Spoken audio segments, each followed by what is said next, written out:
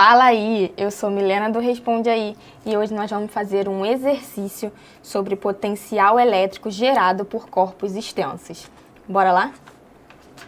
O exercício é: considere um anel não condutor situado no plano YZ de raio interno A e raio externo B, com uma densidade superficial de carga sigma. E aí, o exercício nos mostra essa figura.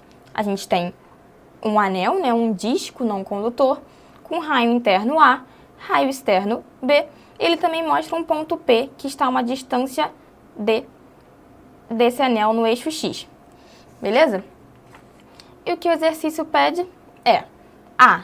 Calcule o potencial elétrico gerado por essa distribuição no ponto P. B. A partir do resultado do item A, encontre o campo elétrico no ponto P. E C.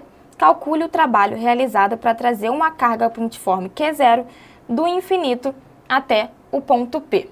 Então vamos lá, e nosso primeiro passo vai ser a letra A, calcular o potencial elétrico no ponto P. Bom, o potencial elétrico gerado por uma carga pontiforme tem essa fórmula aqui. Só que o nosso exercício não é uma carga pontiforme, né? Ele é uma distribuição de carga na forma de um disco. Então, o que a gente vai fazer?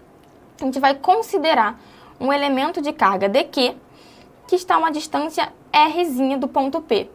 E esse elemento de carga dQ vai fazer um potencial elétrico dV nesse ponto P. E a gente vai reescrever essa fórmula da maneira diferencial. Então, a gente vai ter que dV é igual a 1 sobre 4πε0 vezes dQ Rzinho. E aí, para a gente saber o potencial gerado, o potencial total, gerado por essa distribuição de carga no ponto P, a gente tem que integrar dos dois lados. Mas antes de integrar, a gente precisa descobrir quem é dQ e quem é Rzinho. Então, vamos lá. Começar com quem é dQ. Para a gente calcular nosso dQ, a gente vai usar a densidade superficial de carga sigma, porque dQ é igual a sigma dA. E agora a gente tem que calcular quem é o nosso dA. Para a gente não se confundir aqui, eu vou dizer que o raio do nosso disco, é C, porque a gente já chamou de Rzinho a distância do disco, da carga até o ponto P. E aí ficaria meio confuso. Então, eu vou chamar o raio do disco de C. E a gente precisa achar o dA. A área de uma circunferência é igual a πr ao quadrado. Aqui eu botei C ao quadrado porque a gente está considerando que o R é C. E o nosso dA vai ser a derivada, que vai ser 2πc dC. Beleza? E aí, se a gente substituir esse dA aqui nessa expressão, a gente tem que dQ é igual a sigma 2πc dC.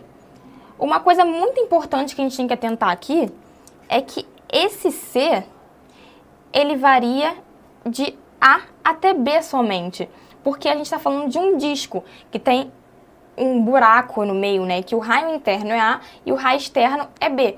Então, o nosso raio varia só de A até B e não de 0 a B, porque ele não é inteiro, beleza? E agora o nosso próximo passo é achar quem é o nosso R. Vamos observar aqui. Se eu considero o raio B, ele está a uma distância R1 do ponto P. Se eu considero o raio A distância para o ponto P já é R2, modifica. Então, a distância até o ponto P modifica conforme o raio do disco modifica, conforme C modifica, tá? A gente pode reescrever esse triângulo retângulo aqui, ó.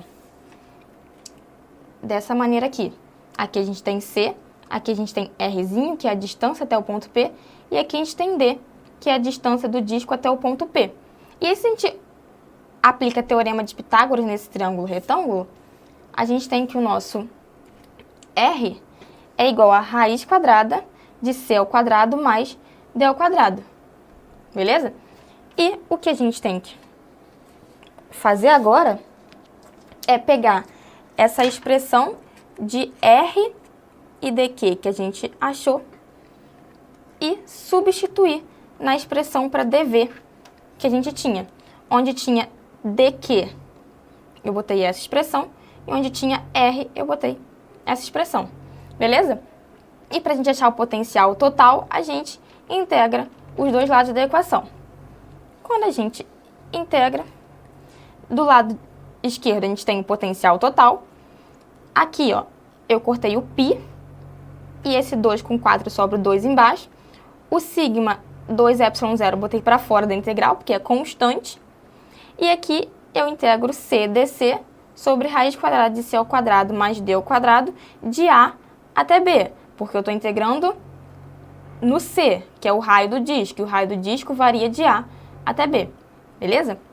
Essa integral aqui ela parece meio complicada, mas ela aparece em prova, e a fórmula dela é essa daqui.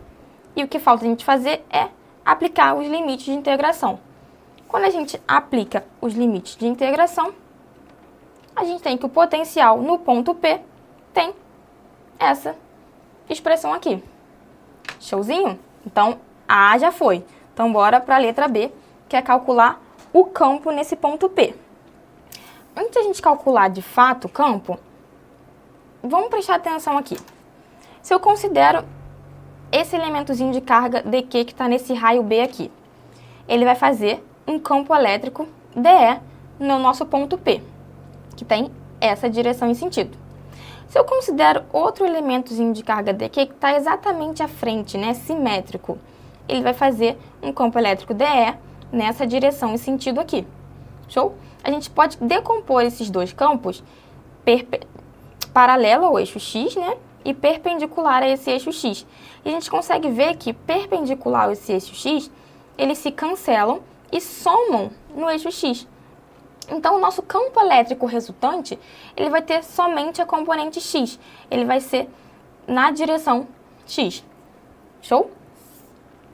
Só que, a partir do potencial, a gente sabe que o campo elétrico é igual a menos o gradiente de V. Mas como a gente já viu que o campo elétrico ele só vai estar na direção x, porque nas outras componentes eles se cancelam, o campo elétrico vai ser apenas a derivada de V menos a derivada de V em relação a x, porque em relação às outras componentes vai cancelar, então vai dar zero, na direção de x. X chapéu, beleza? Então a gente tem que agora integrar.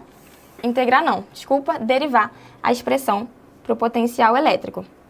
Aqui tem a expressão que a gente encontrou no item anterior, mas em vez de D aqui, que era a distância do ponto P, eu botei x, porque x é um x qualquer, não necessariamente o do ponto P, beleza?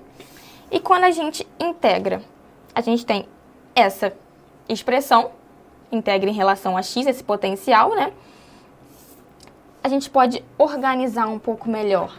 E a gente chega que o campo elétrico tem essa expressão. Aqui eu cortei o 2, esse 2 aqui, esse 2 aqui, botei o x em evidência e mudei a ordem aqui por causa desse sinal de menos aqui de fora. Show? Na direção de x chapéu. Só que esse daqui é o campo elétrico num ponto x qualquer. Ele quer o campo elétrico no ponto P. Então, basta a gente substituir esse x pela distância que o P está, que é D. E quando a gente substitui, a gente tem que o campo elétrico no ponto P tem essa expressão. No lugar de x, a gente põe D. Show? E agora, a gente vai para o nosso último passo, que é a letra C, que ele quer o trabalho. Qual o trabalho realizado para trazer uma carga que é zero do infinito até esse ponto P? A gente vai considerar um ΔW, que é o W no ponto final, que é o ponto P, menos o W no ponto final, que é o infinito. Ponto inicial, desculpa, que é o infinito.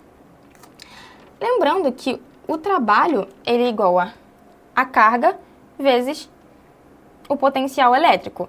Então, vai ser Q0 vezes V. E a gente pode substituir aqui. ΔW vai ser igual, no ponto P vai ser Q0, potencial do ponto P, menos no infinito vai ser Q0 vezes o potencial no infinito. Como o potencial no infinito, por convenção, é sempre zero, a gente tem que o ΔW vai ser só Q0, potencial no ponto P, porque essa parcela aqui vai zerar. E o potencial no ponto P a gente já calculou na letra A. Então, o ΔW, né, o trabalho que a gente quer, vai ser o potencial no ponto P multiplicado por Q0. E é isso. Esse vídeo te ajudou? Responde aí.